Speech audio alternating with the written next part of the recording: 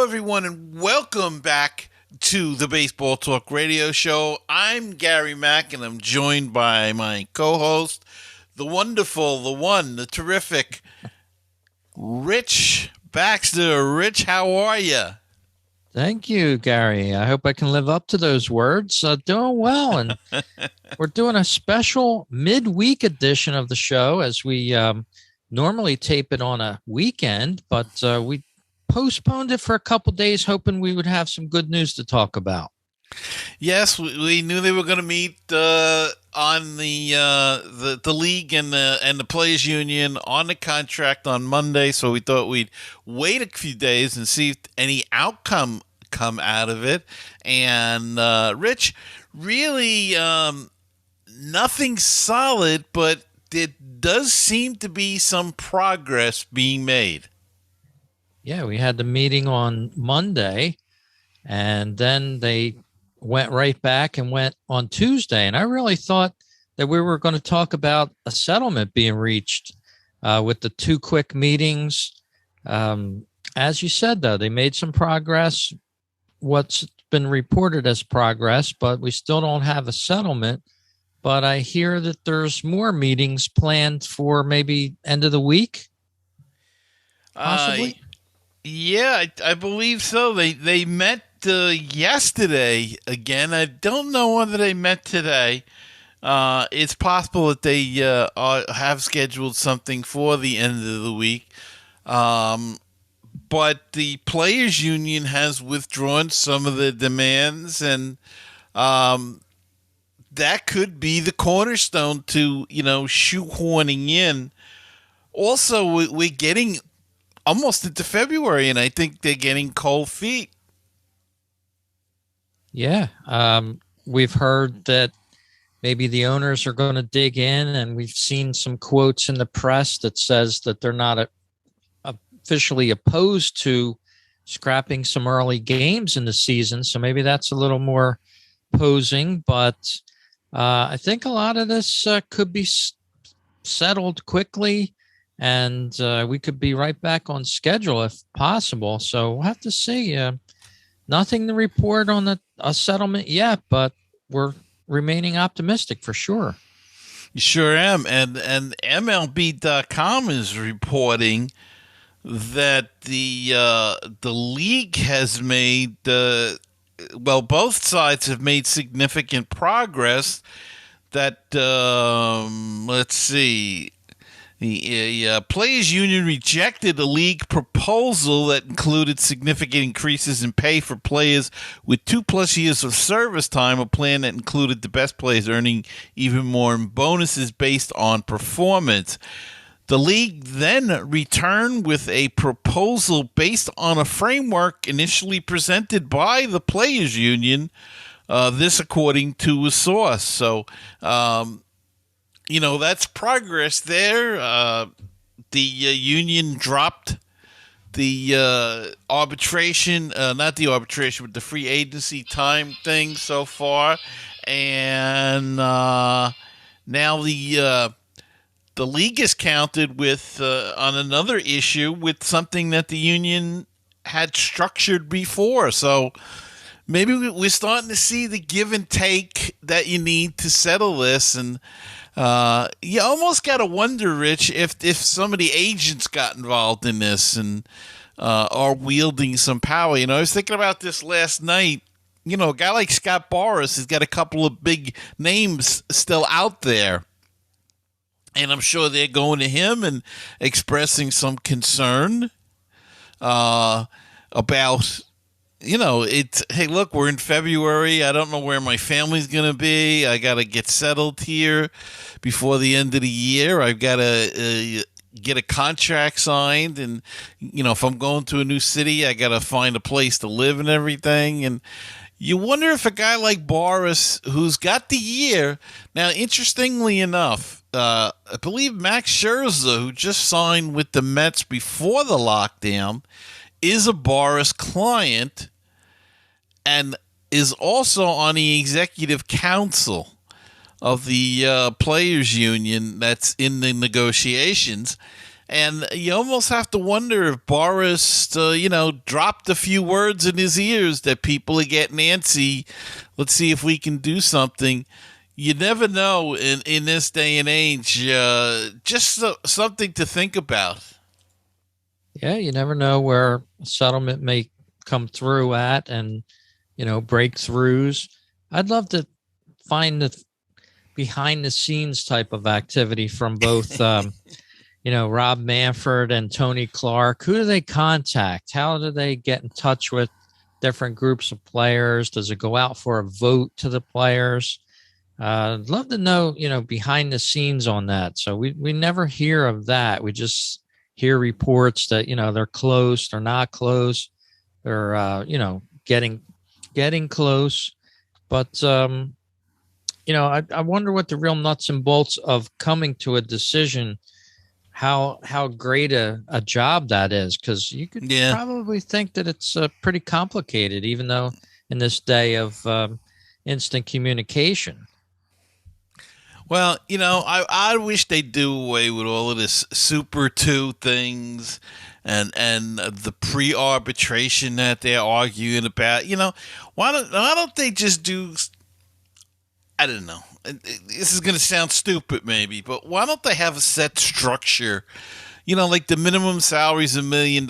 So your first year guy, you get called up, you get that naturally, you get the minimum of a major league player, and then like the second year, increase it by 25%, and the third year, increase it 25% more, or the fourth year, and so on until you hit free agency. And then have different levels. Like if you win Rookie of the Year, you get another 50% put on your salary. You know what I mean? And just a Cy Young, you get another 50% of the salary or something. And then at least, everybody would have an idea at least what they're making is a base salary. And then they could go from there. And it would take away a lot of this arguing and negotiating, and of course then the agents probably wouldn't like it because you know what you're getting already until you hit free agency. And I don't know. I think a set salary, and again, I think as far as the draft goes, I think they should reverse it. I think I said this the last show about that. Let the best team have the first pick. Make it competitive to get that first pick instead of competing by tanking. Compete the other way. And but I don't like I really don't like the way the NBA does it and all the other sports with the draft lottery. You take the 10 worst teams or whatever it is, and the 10th team gets so many balls, and and then they pick them. I don't like that. It's too confusing, and it's too ridiculous, and I don't know. Just some thoughts. Hey, that's where it all starts.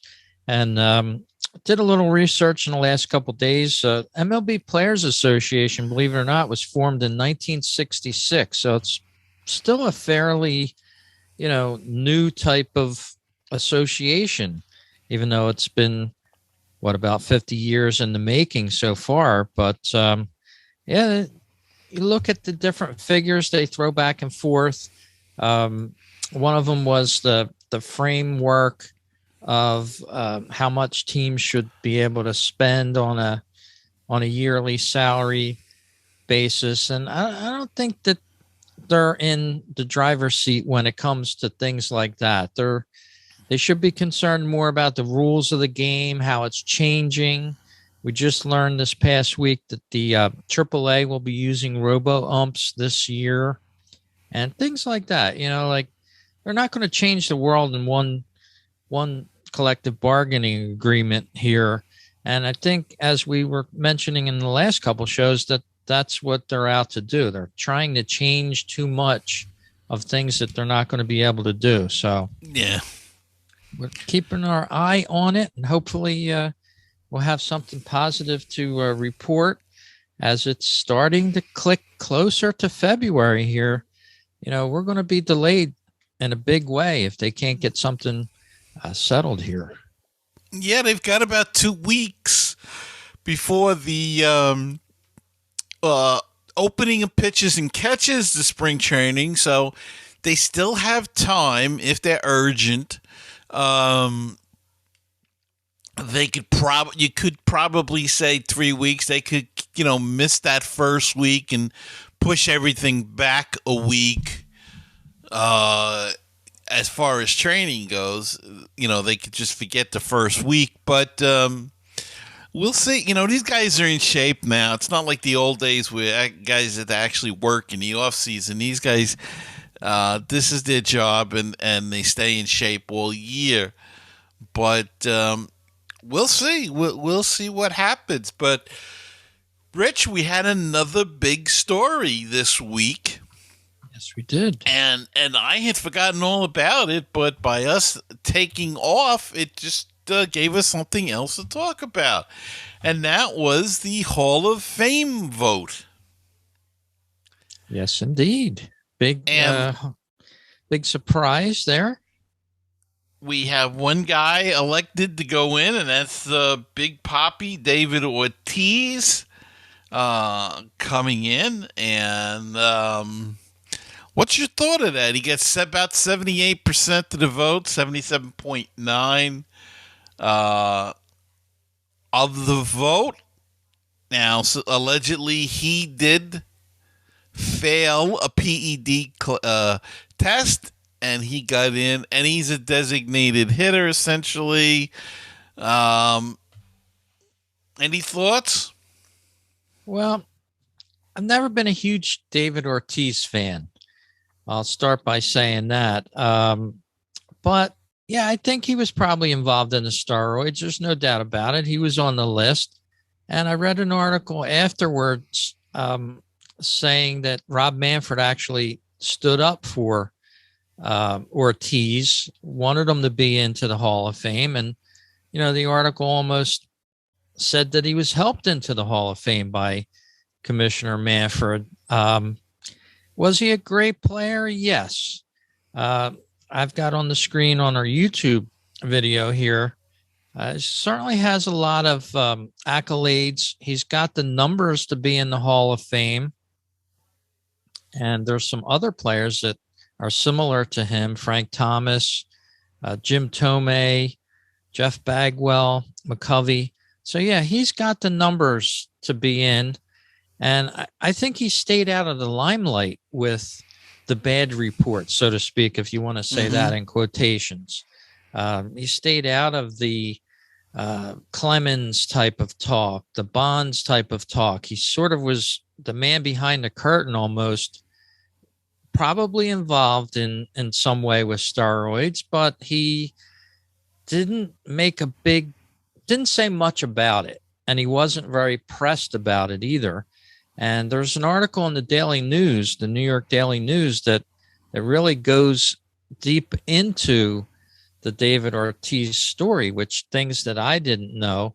A 2018 book by a high-ranking Boston police detective called Baseball Cop, which I'd love to find a copy of and read that now, that says, he was assigned to investigate certain things going on, and Big Papi had an association with another Dominican guy named Manga, quote unquote, who was in the country illegally at the time of the early 2000s, and there was a lot going on. In fact, if you read the article at thedailynews.com, and maybe I'll put it in the show notes, a listing in our podcast to link to it.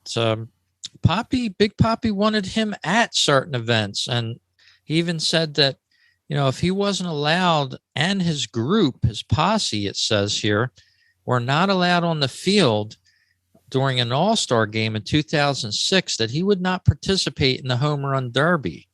So there was some pressure put on by Big Papi, apparently, according to this article.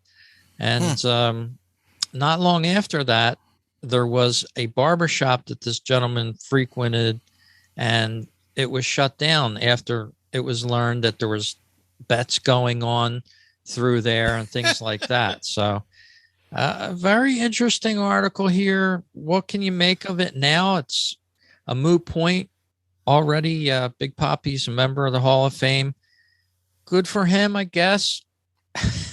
There's a little domestic violence mixed into his repertoire of things that unfortunately happened to him as well.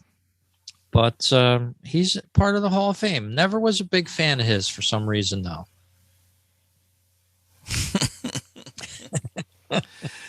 Well, today's ball player, what can you say? And I don't know. I was gonna look at it from a baseball point of view, and that he was a DH essentially. I don't believe DHs should be in the Hall of Fame, but that's my opinion. And we got an opinion today from our good friend Jeff Cohen about the whole thing. And but Jeff was a little peeved at something that the writer Jeff Passan said, or he tweeted on January 25th that Barry Bonds belongs in the Hall of Fame, and if he's not there by the end of today, the museum has failed in its stated mission to preserve history. And Jeff goes on to give, Jeff Cohen, that is, our friend from Baseball and Barbecue, he goes on to give his opinion about that the museum has not failed in its stated mission preserving history. It is called the Baseball Hall of Fame and Museum. The museum part of the building tells the story of baseball, warts and all. There are exhibits of Barry Bonds, Roger Clemens et al., and the entire, should I say, ongoing PED story. And he goes on to say that Mr. Passan misses the point that his anger should be, and I'm paraphrasing here, towards his fellow BBWAA members for not voting in these guys. And he's got a good point there, Mr. Cohen does, in that it's not the Hall of Fame that is electing these guys. It is the baseball writers that elect them. They just simply put up a plaque and run the museum. So when people blame the Hall of Fame for this, it kind of bothers me because I've actually heard people say, well, I'm not going to go there. And I went, no, you should go there. It's a great place to go. Don't, the fact that they've kept Bonds or Clemens out, don't hold that against the Hall of Fame. They had nothing to do with it. Yeah, that's true. And I be honest with you, I didn't read this controversy until you just brought it up. But yeah, it doesn't sound right to me. You're either in the Hall of Fame or you're not. But if you're not in the Hall of Fame, there's probably a good reason for it. And the writers, I think, got it right with that. I never was a big fan of, allowing somebody to quote unquote cheat and get away with it and then be rewarded for it as somebody that's so great in the Hall of Fame. Now, other things, ESPN is running a Bonds documentary, which I tuned into the other night, and it was a typical type of program to make you want to forget what really went on. Rewrite history, so to speak, of what happened in the case. Yeah, he was a great baseball player and he did his job on the field, but then he started cheating, and that's how a lot of those home runs started. Look at Mark McGwire, Sammy Sosa, all of the other group. Did they save baseball or did they extend their careers and cheat? To me, it's a no-brainer. And they knew it was against the law to do this, and they did it anyway. And ESPN and people like that want to rewrite history and act like it never happened. And, we feel so bad. It should be righted wrong. He's been wrong, this, that, and the other. And I just watched about 10 or 15 minutes of it, and I had to turn it off because it was propaganda, in my opinion. It's like listening to Biden. But anyway, I digress. God, Everybody cheated. I heard somebody say this the other day. Everybody since baseball began, there's been cheating going on. Whether it was Elston Howard rubbing up a baseball for Hall of Famer Whitey Ford on putting cuts in the ball, whether it was spitballs back in that, after they banned it and people were still doing it, Gaylord Perry loading up the ball, and he admitted to it. There's always been some form of cheating, and that's cheating. I don't care. You can say gamemanship. Then, I'd be the one to say that's gamemanship, but it's cheating basically.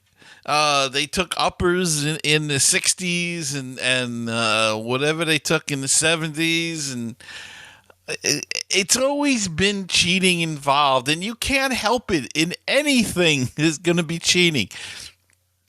I always used to say, if the second baseman, the shortstop, with a man on first, got a little bit closer to second base, he was cheating.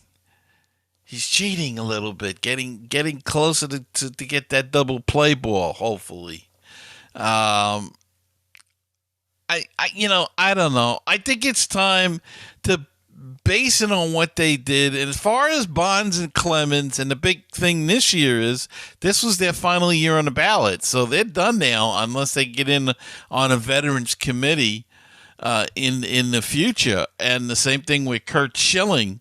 I go back to the question: was Bonds and Clemens Hall of Famers before they did this alleged PEDs?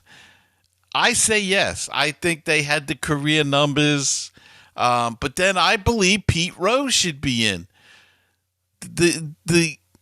It's hard for me to take them saying Pete Rose shouldn't be in because he gambled and he bet on baseball, and then the ESPN or MLB Network is running a DraftKings commercial or a Caesars book ad, sports book ad.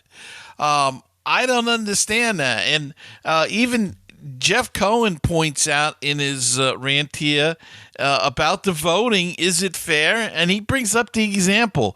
Mike Piazza got in on his fourth time on the ballot because of back acne. Back acne. Never failed the test. It was just a rumor and suspicion, and some writers saw that he had back acne, and somebody said that that's a sign of PED use. It took him 4 tries to get in. David Ortiz goes in on the first ballot, and he failed the test. So is the voting fair? No. Is it the Hall of Fame's fault? No. It's the Writers Association. And, I heard a couple of writers on yesterday on ESPN or MLB. They had some great points. They said you have to, limit, you have to pick the guys. And the one guy's suggestion was that they went to a yes-no vote, that they don't have to fill out a certain number of guys, that everybody that's eligible is on the ballot, and they just go yes, no. Yes, no, yes, no. And then I guess they added up from there. Who gets the yeses and who gets enough yeses wins, gets in. I think that might be a better idea, rather than them having to compare things and having to knock this guy out or that guy out. They'd still have to compare numbers and stuff, but it gives them a little bit more leeway. I think there's going to have to come a time where they let these guys in for what they did on the field. It's just, it brings up, they should be trying to kill this controversy with PEDs instead of reigniting it every year when they have a Hall of Fame vote. But, thankfully,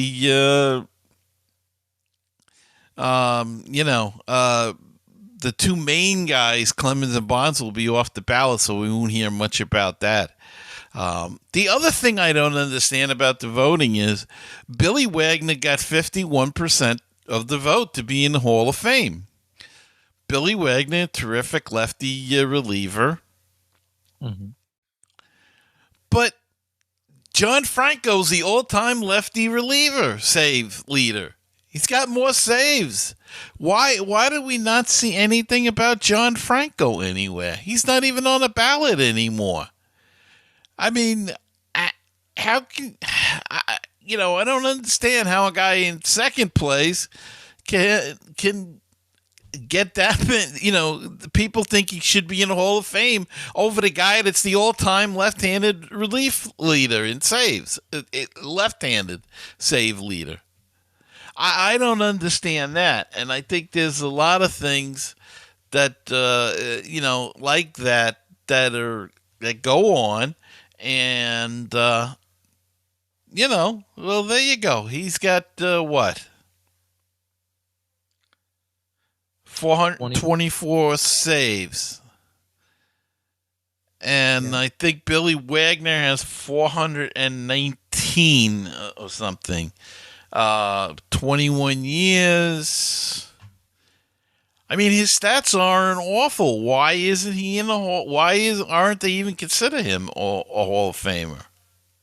Yeah, here's his 4.6. Yeah, I mean, his numbers on certain aspects, the Hall of Fame monitor puts him at 109. A likely Hall of Famer was at 100.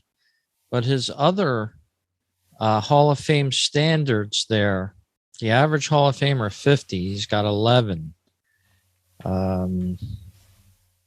Pitching 40. He was a reliever. Average Hall of Famer 185. Mm-hmm. Let's scroll down. We'll see Raleigh Fingers and Lee Smith compared to him, but also some other pitchers that stand out in our watching of baseball over the years. Sparky Lyle, not a Hall of Famer. Kent Tekulve, maybe. Mm-hmm. Al Raboski there. That's an old name. But evidently didn't catch the eye of voters. It's just I just don't get that. If you're the all-time leader in something, how does somebody that's the behind you statistically get the nod and you don't? I don't get. It could be exposure to different writers, as you said. That's how they get in to the Hall of Fame. And Billy Wagner may have had more exposure outside of New York, maybe. But you would think with Franco playing in New York, you would think for a long period of time. I mean, it's not a big number. I mean, it's 422 for Wagner to 424. But Franco's got more innings pitched. ERA's a little bit higher. I mean, the numbers are comparable. Let's see what his on the Hall of Fame standards. Let's see. About the same numbers. A little higher on gray ink, whatever that is. Hall of Fame monitor, couple digits higher, possibly. But essentially, let's see who the most compared with. So he's not really even compared. He's not even compared to a Hall of Famer. The Hall of Famer. So his mojo with the writers went a little farther than Franco's did, and unfortunately, and unfortunately, Franco, you drop off the list if you don't make the 5%. They just drop. Right. So he dropped off his first year. He didn't have much chance.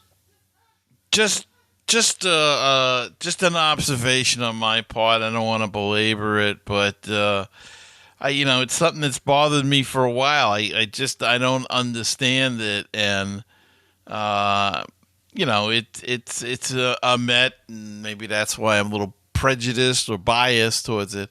But it. I don't understand where they get their numbers from and how this thing works at all. But I guess it's who you know, and I'm looking at the list here, the complete list of voting, and I think we discussed this before. Scott Rowland, to me, I don't think he's a Hall of Famer. I don't know. Todd Helton, you know, Andrew Jones.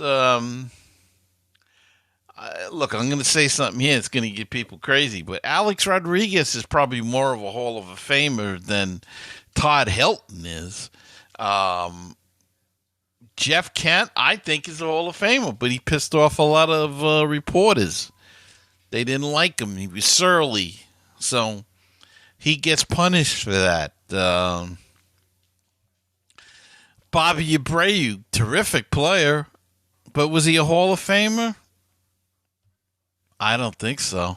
Probably not. No.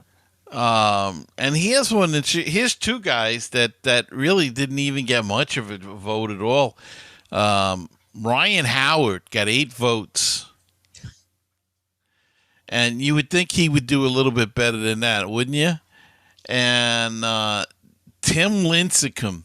Now, how dominating for a 4 or 5 year period Lincecum was, but had some arm troubles and things. And he got 9 votes, 2.3%. So he won't be on a thing. But back-to-back Cy Youngs, I mean, he just couldn't. He wasn't consistent enough. If he would have had a longer career and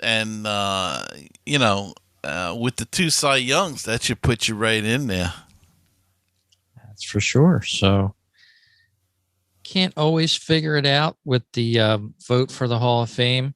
Mm-hmm. And did they get it right this year? Who knows? You start reading some of these stories, like was in the New York Post or actually New York Daily News. That one was from that I was talking about earlier, but you never know. You just, they get into the hall though, like old time players that back in the 30s and the 20s. So we heard different things about them as well. And they're in the Hall of Fame now. So, yeah.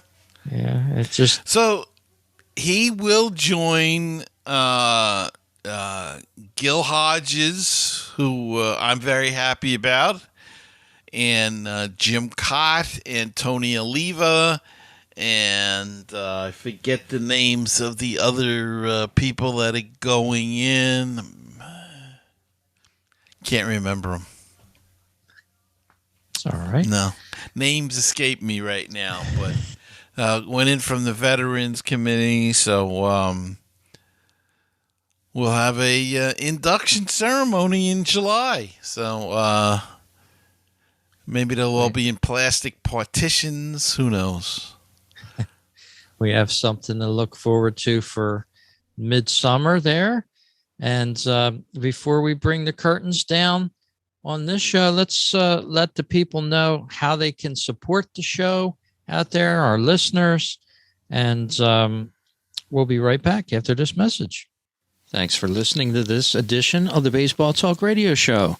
Here's how you can help us and become a sponsor of the show. Just go to our place where we keep the show on the internet. That's anchor.fm/Baseball Talk Radio Show. It's all one word.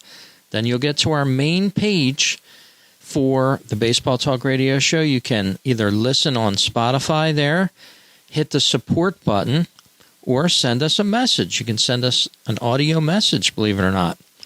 So check it out there at anchor.fm/ on your keyboard, Baseball Talk Radio Show. And that will take you to our main page. You can also sponsor our show at patreon.com/Baseball Talk. There you can subscribe to different levels of sponsorship of the show. If you need any help finding these, just ask me or Gary to point it out to you via email, rich@baseballtalkradio.com or gary@baseballtalkradio.com. Gary, why don't you tell the folks about the other areas that they can check out the show? Well, Rich, don't mind if I do. We have a Facebook page if anybody's interested. Yes, it's facebook.com, the Baseball Talk Radio Show, and you can follow us there and know whenever the new episode of the show goes up, be the first. And of course, our YouTube channel, Baseball Talk Radio Show.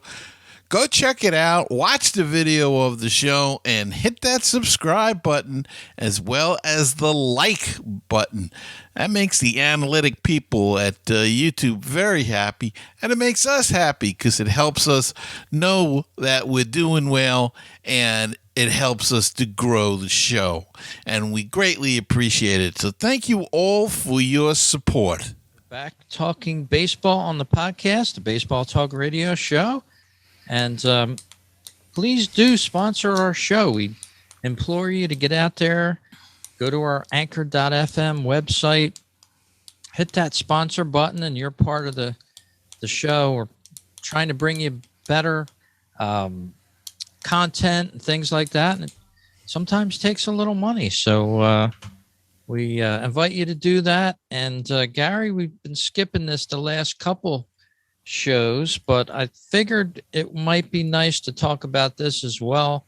Our listeners and who they are, and I'll bring them up on the screen here for the YouTube viewers and talk a little bit about that here. Apple Podcasts are 73% of our listeners out there. Amazon Alexa, 6%. And the Google Podcast, 2%. Overcast, 2%. And other 16. I know on my Phillies Talk podcast I have an other of like 42%. So I'm always curious as to what other is. What other is? Direct. I'm not sure, but it's huge on my other podcast. 87% of the listeners from the US, of course. And we're maintaining that 9% listenership out of the United Kingdom, which I think you're responsible for, Gary. Well, I'm not sure about that, but thanks to all our mates over in the United Kingdom for listening to the show, and I hope you continue to do so. As I said, there is a population growing in England for baseball and softball and that sort of thing, and they're very rabid fans. They're fervent, they're passionate. We know that from watching the soccer matches. So thank you, and keep watching baseball. Absolutely. A look here if you're watching the YouTube version. And by the way, if you do watch the YouTube version, hit that like and subscribe button like Gary was talking about a few minutes ago. That's going to help us get our listeners up, and it'll let you know when we have a new show that you can watch on YouTube, and look at the age groups that we span, which is pretty nice. I'm glad to see that a lot of the age groups sort of are gaining in popularity, listening to the show throughout from 18 years of age to 60 plus. So thanks everybody for tuning in to the podcast here at the Baseball Talk Radio Show. Check us out also at baseballtalkradio.com, adding more and more shows every week. And hopefully we're going to go with the live stream 24/7 this year. It's going to be great to listen to all those podcasts, and we invite you to stop on by there as well. Yeah, and check out the Facebook page, as I said earlier, and keep up to date with whenever we pull another episode out midweek. You never know. We might even do a live one somewhere down the road. So keep on looking. That's true. And we got one more story or so left in us for this podcast. And the Red Sox made history with the second female coach announced today. Young lady named Katie Krall became the second person, a female, to become an MLB coach. So she'll be a development coach at AA Portland, and thrilled to be back into baseball, she said, after 2 months on the global strategy team at Google. So Gal has some smarts, apparently, Gary, and she's in baseball now. And the Red Sox made history. This seems like it's becoming a trend. Mm-hmm. Well, as your article says, the first with the Yankees, they hired Rachel Balkovec. She is the low A Tampa uh, manager this year going into the season. So and we have a woman that's the general manager of the Marlins in November of 2020. She was named. So women are getting into the game of baseball, and I guess it's a trend that we'll continue to see throughout sports, and we'll see what happens. Yeah, very cool. Hopefully, she can motivate the Red Sox, the young Red Sox players, and add some insight in there. Like it says in the article, she's worked for Google before. So baseball and Google like to mix together sometimes, it seems like. Yeah. Don't know if they always have the answers for baseball, but yeah, seems like a good mix. Yeah, so far. So we'll see what happens with it all, Rich. But that's another story for another day. Yes, indeed. And we're waiting for a bombogenesis snowstorm of some sort coming up the East Coast. So we're going to get our rations together, make sure we have all of our supplies here at the podcast homes that we broadcast from. So, Gary, I hope you survived the storm well, and we can join our listeners on the next show in a few days, and hopefully we'll have some great news for them. Yes, sir, Bob. And we will see you next time. Hopefully, we're not frozen, Rich. We may be snowed in, but we're not. We're not snowmen. We'll see you next time on another edition of the Baseball Talk Radio Show.